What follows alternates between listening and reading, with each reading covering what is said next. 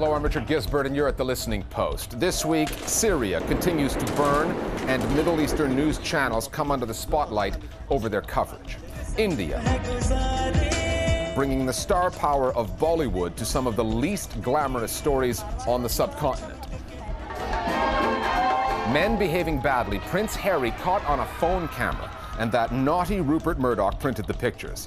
And we used to be cool. Our web video of the week comes from suburbia, In the minivan or in our little wagon, where rap music and youthful rebellion go to die.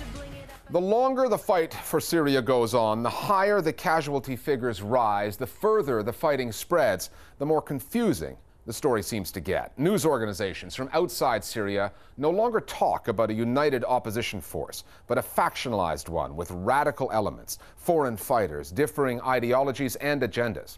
However, people tuning into major Arabic news channels like Al Jazeera and Al Arabiya say that those kinds of characterizations of the opposition are largely absent from their coverage. And that has led critics to say that the most influential Arabic news channels have become part of the story they are covering. Then there's the growing fatality rate amongst journalists, which now stands at 16, as well as the reporters who are in the unfortunate position of being held by Syrian authorities who blame outside news organizations for siding with the forces out to bring down the Assad government. Our starting point this week is the hotspot of the Middle East, Syria, which at the moment is the most dangerous place in the world to be a journalist.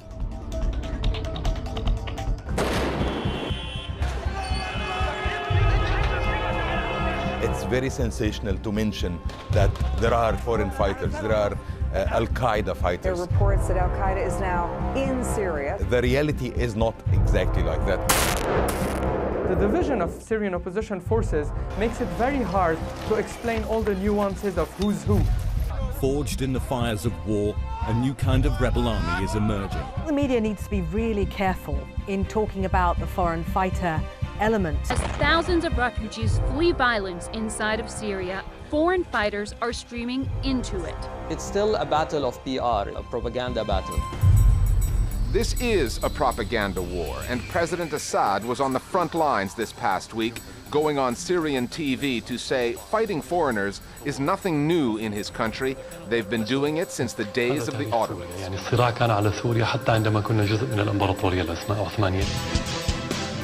And this captured foreign journalist fit that script perfectly. He is Turkish and was in Syria working for the US-backed Arabic-language news channel Al Hurra. Given the fact that the Al Hurra journalist, for example, works for a company or organization that's funded by the State Department, so the Syrian regime definitely will try to use that to boost the message that it is all a conspiracy from the outside. Yine yanımızda Çeçen, Libyalı, Suudi Arabistanlı, Katarlı. He's clearly been beaten, and the statement, of course, he's making is nonsense. We all in Turkey know this man. He's not a fighter, he's a cameraman, and he's been told to say he's seen this, again, this narrative, he's seen all these foreign fighters there, because that's what the Syrian state TV want the people to understand. And for their purposes, he's not a cameraman at all, he's just another foreign fighter in disguise. That story that international journalists are part of a foreign anti-Assad conspiracy and that the uprising in Syria is being manipulated by outside forces has been repeated on state-run media outlets ever since the fighting began. What is changing is the reporting by international news outlets, many of them Western, on what they call the growing role that foreign fighters are playing in the rebellion.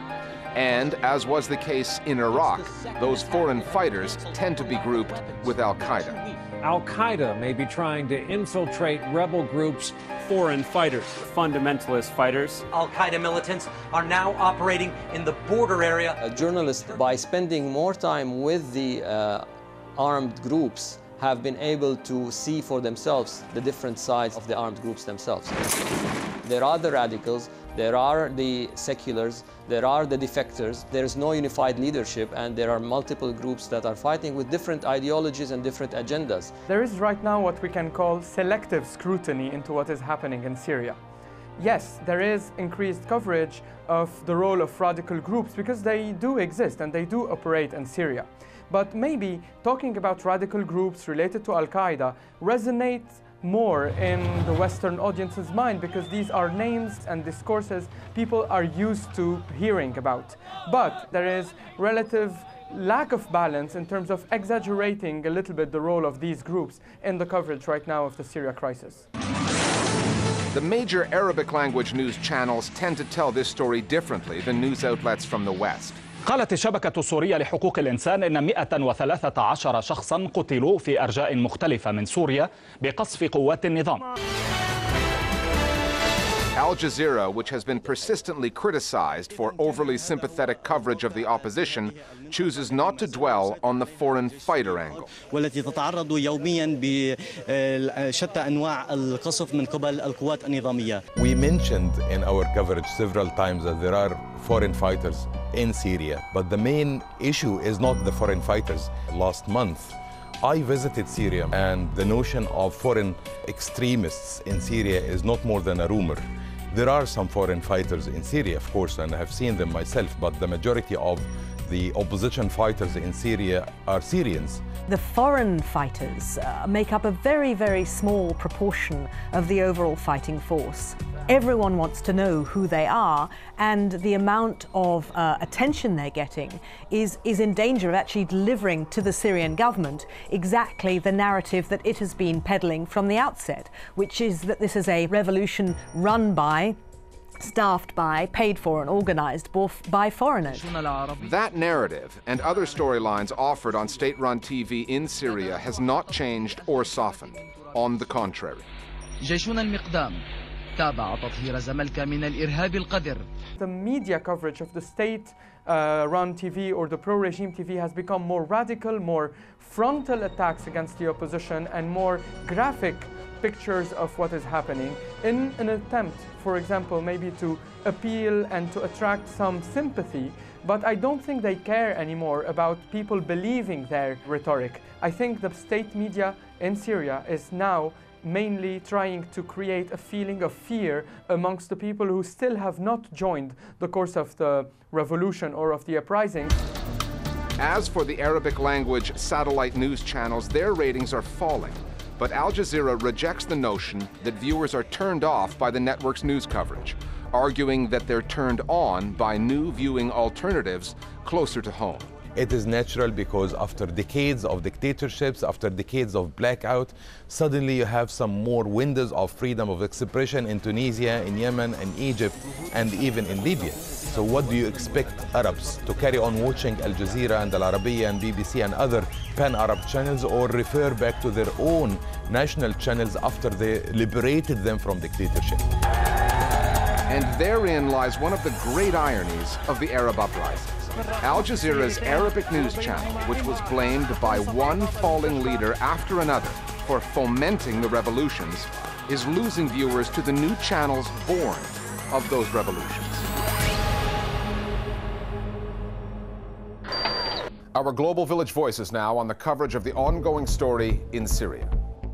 Dictators cannot survive without controlling communications, and the Syrian regime is growing desperate because they can't silence people anymore.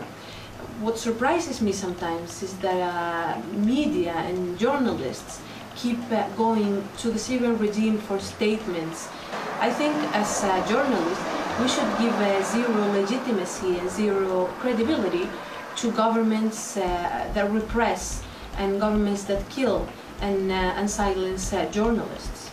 Arabic news channels like Al Arabiya and Al Jazeera have been accused of openly supporting the rebels, by giving more airtime to people who support the opposition and by not giving enough scrutiny to the behavior of the Free Syrian Army, for example. People who don't support the narrative being put forward by Al Jazeera and Al Arabiya are likely to criticize both channels because presenting them as biased will undermine what they say.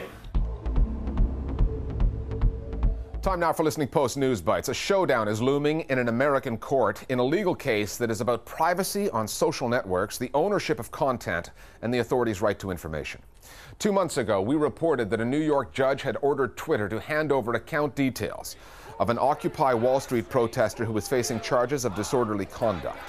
However, on August 27th, the microblogging site announced it will fight the court order and lodge an appeal. The protester is named Malcolm Harris. He was among hundreds who marched on Brooklyn Bridge last October. Prosecutors want access to Harris's tweets, which they say will prove he knew full well it was illegal to gather on that bridge. Twitter is arguing that the tweets belong to Harris and that handing them to the court would be violating his constitutional protection against unreasonable searches. The American Civil Liberties Union is saying we're hopeful that Twitter's appeal will overturn the criminal court's dangerous decision and reaffirm that we retain our constitutional rights to speech and privacy online as well as offline. In Tunisia, the media and the conservative government are butting heads again. An arrest warrant has been issued for Sami Fehri, the head of a privately owned channel called Etunsia, and a satirical puppet show called Elogik Essi Yassi has been taken off the air. Fehri has been charged with the illegal use of state television resources from the Ben Ali era. Fehri was close to members of the former Ben Ali regime. He says this court case is a smokescreen. He claims the government just does not like his puppet show, which often takes a dig at the ruling Ennahda party. Ever since winning power last year, the Conservative Party has been accused of repressing the media. 2 months ago, a commission responsible for reforming Tunisian media resigned en masse, accusing the government of inaction and censorship. And recently, the National Union of Tunisian Journalists issued this statement: the use of courts to pressure the media and deny their freedom undermines freedom of speech and is contrary to the objectives of the revolution. Those pictures of Britain's Prince Harry, who was snapped naked while partying in Las Vegas, have turned into a revealing case study for the UK's tabloid press, which has been under intense scrutiny ever since the phone hacking scandal. The images were initially published by the US-based celebrity website TMZ, and they quickly spread online. Buckingham Palace swiftly issued a letter to British newspapers warning them that there was no justification to publish the photos under UK law. On day one, the tabloids stayed away from the full images, although The Sun did use stand-ins to get the idea across to its readers. The next day, The Sun, which is owned by Rupert Murdoch's News Corporation, broke with the pack and printed the original photos. The tabloid claimed the shots were in the public interest and accused the palace of trying to muzzle the press. This incident is being seen as the first litmus test for the British press and its self-regulatory body, the Press Complaints Commission, since the Leveson inquiry began into media standards in the UK after the phone hacking scandal that shook Murdoch's global media empire.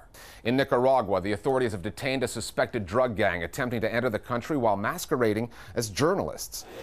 18 men are now facing jail terms after they were apprehended at the border with Honduras. According to Nicaraguan prosecutors, the men were stopped at the border after claiming they were from the Mexican broadcaster Televisa and that they were on their way to cover a murder trial. The men were traveling in vans bearing the Televisa logo and were carrying video cameras, audio equipment, and satellite phones. The giveaway? The gang was also allegedly carrying more than $7 million in cash, and nobody in the news business has that kind of expense account. Not anymore. India is one of the fastest growing media markets in the world. The country has hundreds of channels broadcasting news, sports, and of course entertainment, much of which comes from Bollywood, the Hindi language film industry that in terms of revenue is the world's third largest. Earlier this year, a TV program called Satyameva Jayate, or Truth Alone Prevails, combined the glitz of Bollywood with the reach of national TV and created a small-screen blockbuster. The show is hosted by popular film actor Amir Khan, but unlike other Bollywood actors who've gone on TV in India, he wasn't judging a dance competition or hosting a quiz show. Satyameva Jayate is a sociology lesson packaged for TV audiences. In each episode, Khan tackles one big development issue, mixing studio discussions with a bit of music and a few cameos from fellow actors to get people to stay tuned. The program has caught the attention of tens of millions of Indians, including the country's prime minister. And there's a second season in the works. The Listening Post's Meenakshi Ravi now on the Indian TV show that cut through the clutter and some of the glitter to focus on one of the biggest development stories in the world, India's. For more than 90 million Indians, this was their Sunday morning viewing over the last few months. The show was called Satyameva Jayate. It's India's national motto and means truth alone prevails. But this was no government-funded public interest broadcast. It was a slickly produced hour-long show that turned the spotlight on some of India's most pressing social and development problems, hosted by one of the country's most popular film stars, Amir Khan.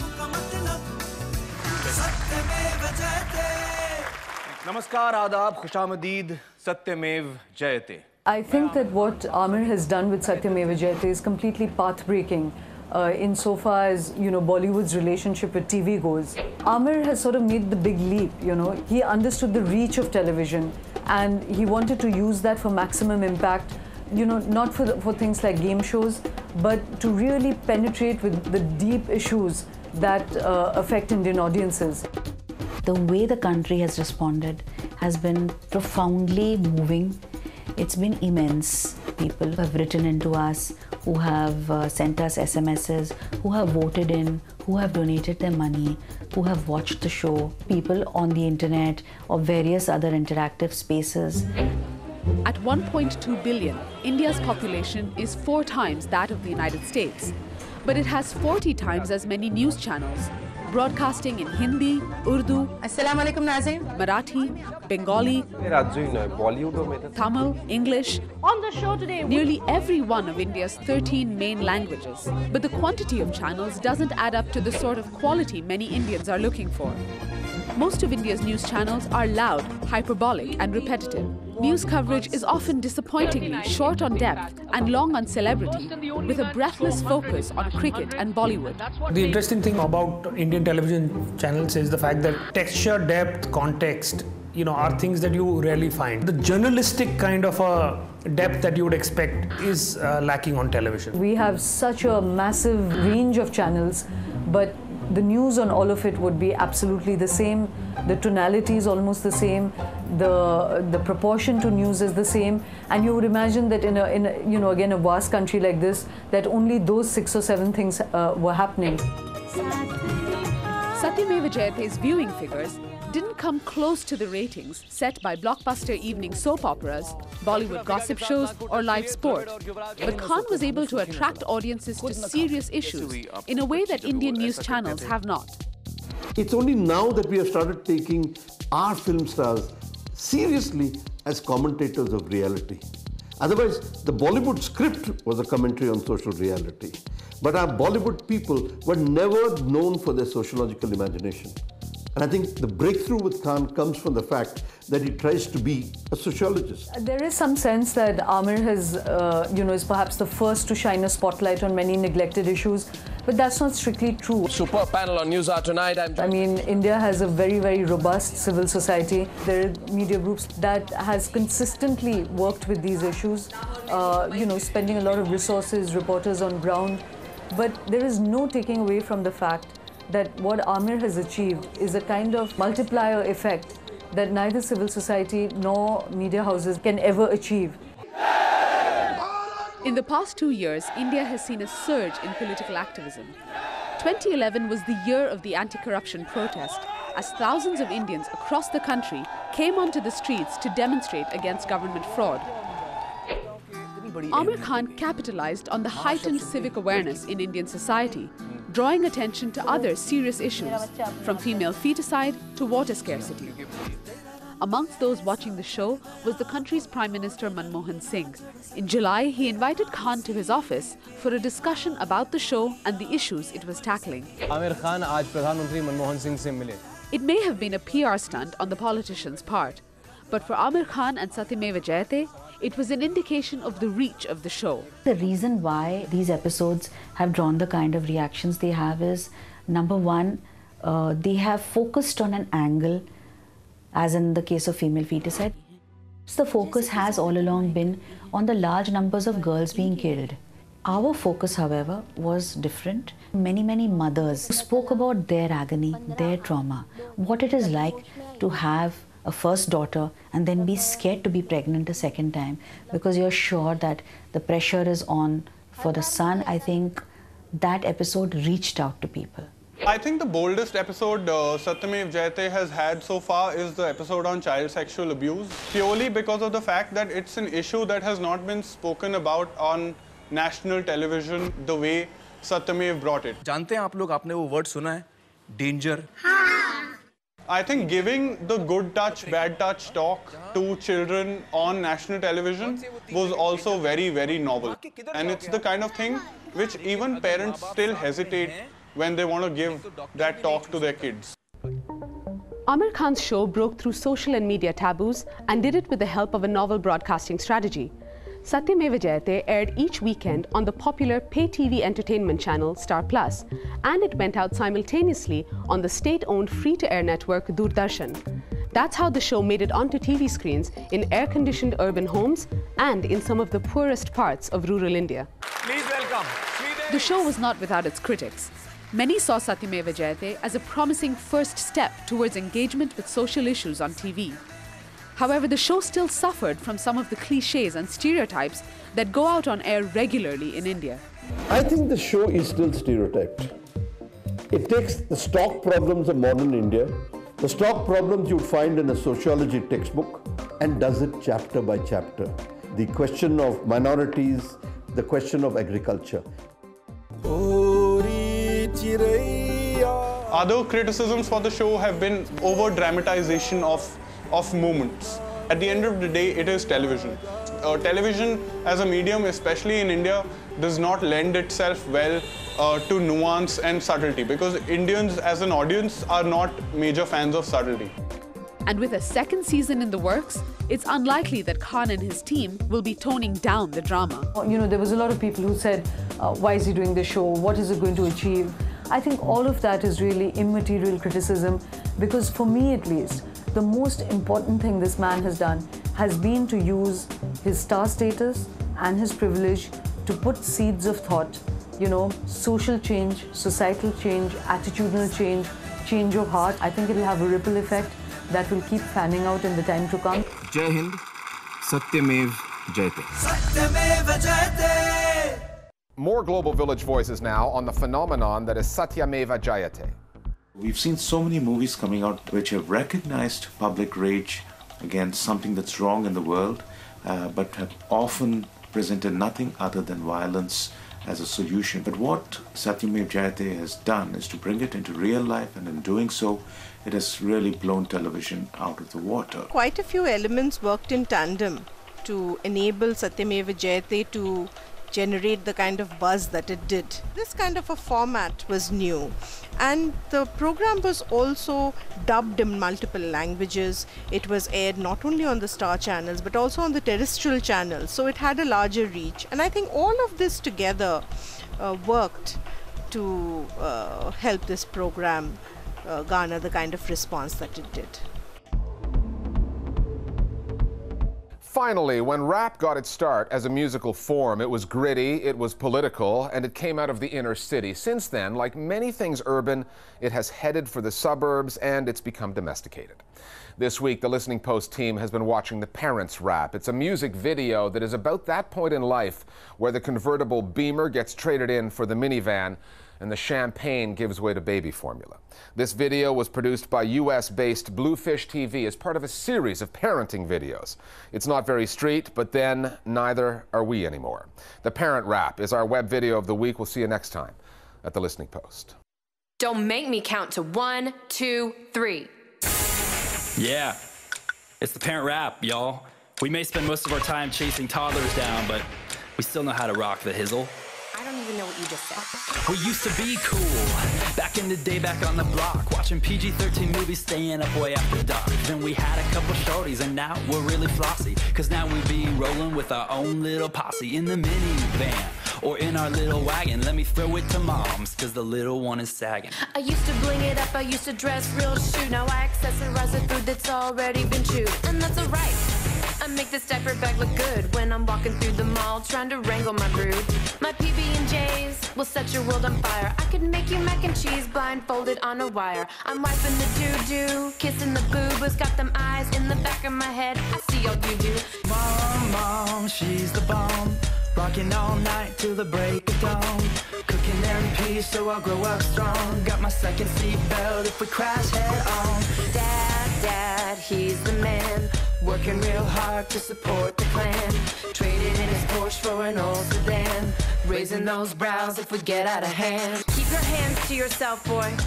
Don't make me stop this beat. I'll I'll do it. I'll pull this beat right over.